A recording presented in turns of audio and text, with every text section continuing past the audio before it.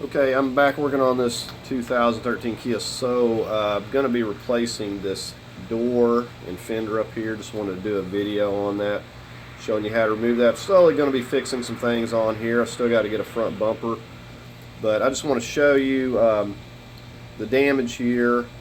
We got some replacements from Pick and Pull. If you have one of those, really cheap place to get parts. $150 for a complete door and the fender. Now the door matches, but the fender is a different color, so that'll have to be painted. So let me just show you the damage here first of all.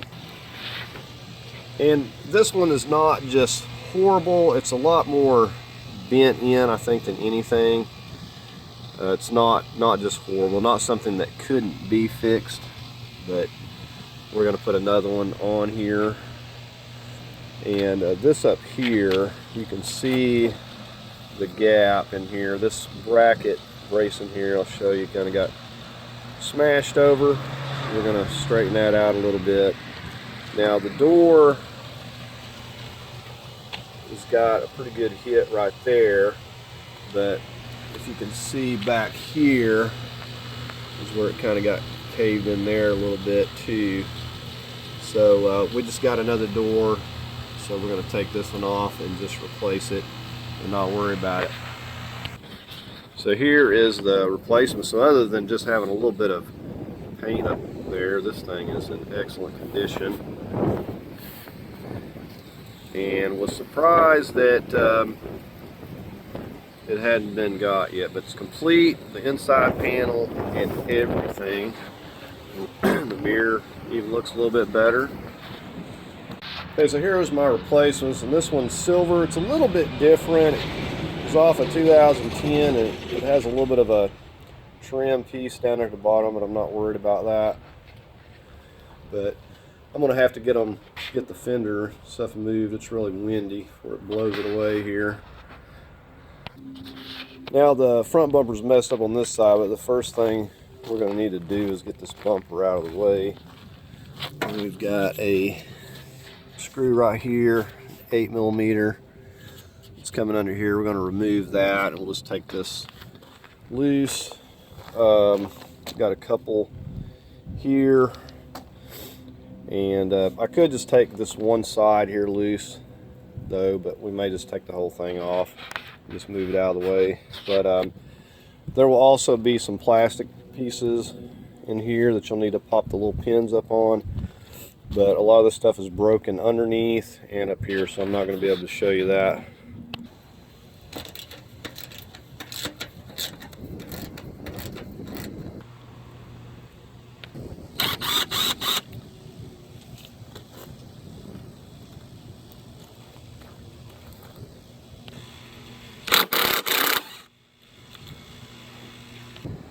We're just going to pull these out.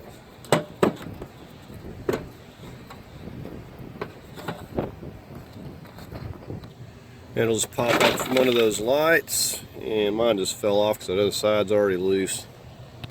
Okay, the other thing you're going to have, and a lot of times I rarely put these back. This one's even tore up on this side, but you're going to have these inner fender liners, this felt, or whatever this material is, and basically it goes this way. But you're going to have these Phillips screws with these little clips, and you're going to have to pop those out.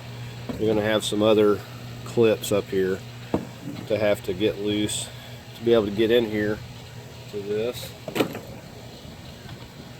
Okay, this piece here is your front bumper retainer that clips into. You can see the old part, hence the reason the bumper's falling off. Looks like they tried to glue it in there. We're going to take that tin and got another Phillips over here. Now this thing usually clips in as well, but it may be broken. So there's the little Phillips screw. Okay, so I'm going to see if I can't pull this off. Now the reason we need this retainer out of the way, so as you can see, we've got 10mm right there. So Had the one going through up here, the Phillips, and then another 10 millimeter. So we need, let's see, this clips into here in this square, but as you can see, that one's broken. So glue was the only thing holding it, and then it popped off. Now you can order these by themselves. I've ordered one of these as well. I know I'm going to be replacing this once I get the bumper, everything. So $12 for one of these. So like I said, we're going to get the fender out of the way before we mess with the door. It's just better this way. Okay, the next one we're going to get to is right in here. We've got a 10 millimeter nut right there, and you'll also notice this plastic that's running along, and that's going to be clipping into the back side of this, so you're going to have to get those push pins or rip that plastic off there. I'm telling you, all this fender liner is good for is holding mud and leaves down in here, but you can see how that's clipped in there, so we need to get those out. We're going to get on that one there next.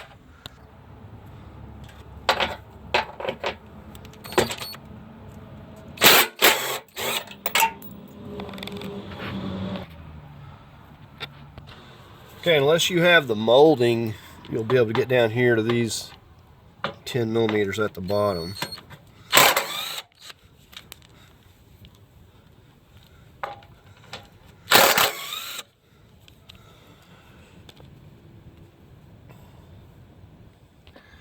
Okay, I'm inside the door jamb here, and I'm getting this little push tab with a Phillips. I believe that I only have to take one or two of these loose, but I could be wrong. Or maybe this one. It's right there in the middle. Okay, we come up here at the windshield, and you should be able to find this one's kind of hidden. Just peel this back.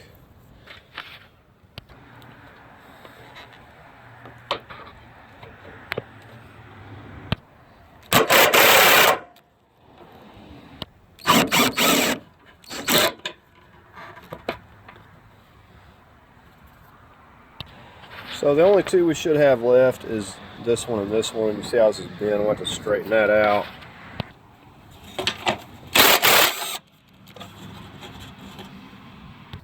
All these screws look to be the same size, so it shouldn't be mixing them up.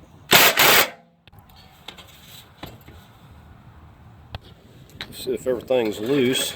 Looks like we've still got something down here holding.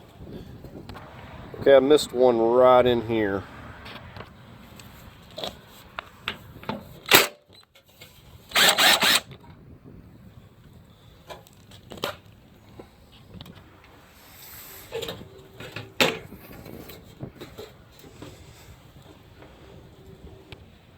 Okay, the only thing we missed is this little side marker light.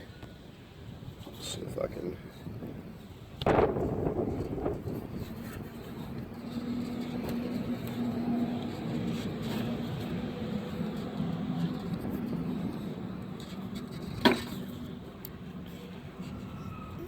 Okay, it appears to be stuck. Okay, so it's easier just to twist the bulb out of there than it was to unclip it there. Okay, before we remove that door, we're going to get a 12 millimeter and get the door stopped here.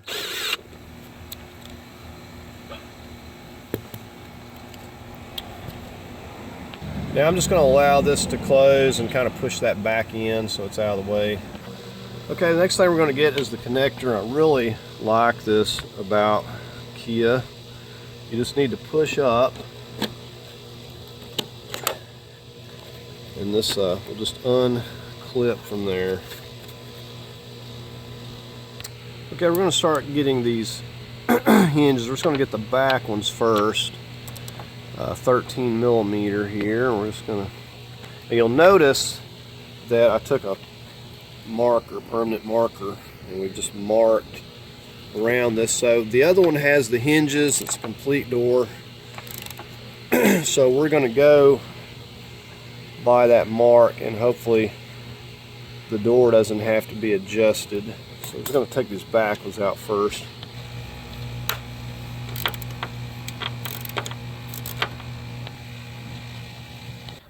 Alright, I'm just going to go ahead and get the front ones, but I'm going to get some cardboard over here to set it on. So we have the door latched, but we're just going to get these barely loose where we can get them out by hand here. Okay, I went ahead and took the bottom one out. So I'm just picking up on this last one, and I'm going to get the handle back here. And we should be able just to set it directly down.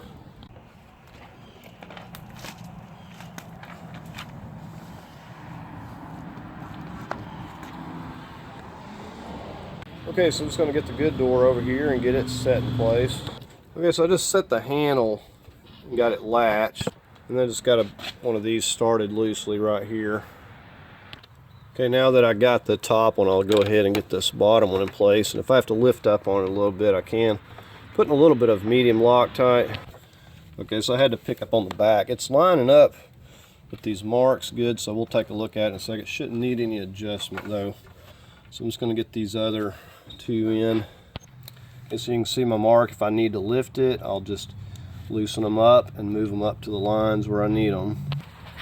Okay, so these hinges, I guess according to how they're bolted onto the door, may be a little bit different. I had to adjust it a little bit from off my marks, but you want to make sure that you absolutely get this thing closing smoothly. You know why you got the fender off if you do it this way. Otherwise you have to go back and readjust it again. But we're getting ready to go ahead and pop this connector back on.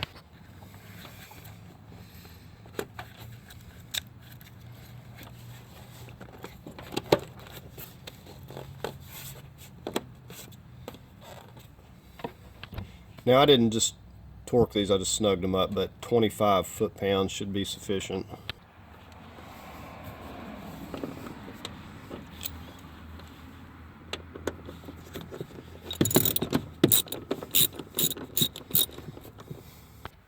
Okay, so we just snug that up a little bit.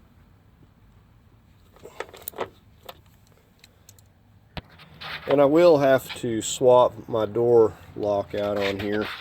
And debating on these panels, whether the other one looks better than this one or not. This one has a lot of scratches on it.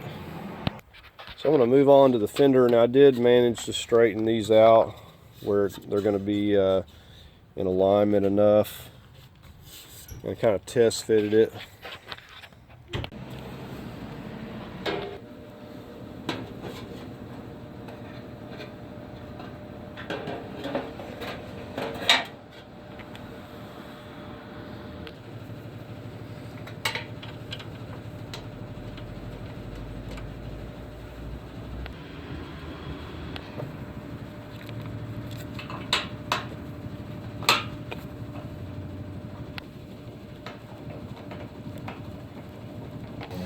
Now we're just getting these loosely in place for now till we get them all in. And the only one that's giving me alignment issues is this radiator support. It's kind of got bent a little bit in the wreck, and we may not be able to get the bolt in here without messing this up, but I want to have enough bolts holding the rest of this.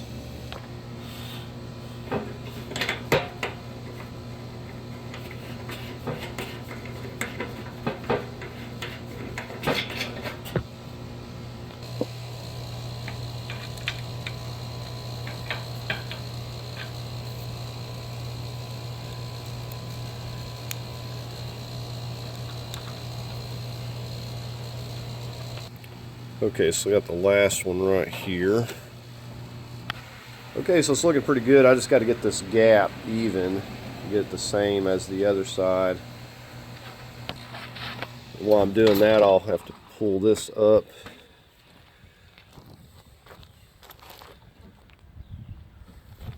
But it's looking pretty good. Okay, we got it looking pretty good here. I've just adjusted it in a few places, pushed it up here, and kind of pushed it back and got this reveal here at the door line the same. We'll give you a close-up.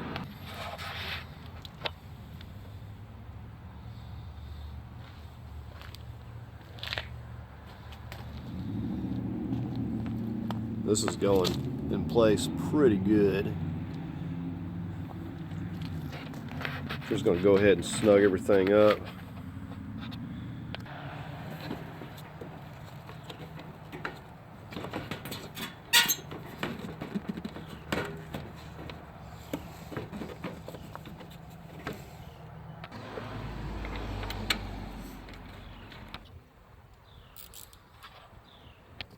Okay, I was surprised, but I did manage to twist this back up to get that 10mm in there.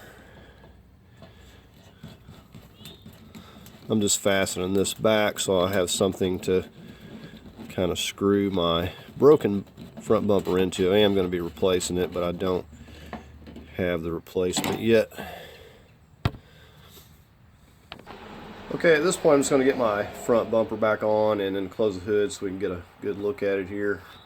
Okay, so there's definitely something going on with my radiator support, and it's kind of making the hood's like closing on the light in the wrong spot, kind of pushing my light out, so I may have to wind up doing something with that, but other than that it's looking a lot better. So anyways, that's going to do it for the video. Just wanted to show replacing this door and fender here. I hope you found it helpful or enjoyed it. If you did, give it a thumbs up. As always, I invite you to subscribe, and thanks for watching.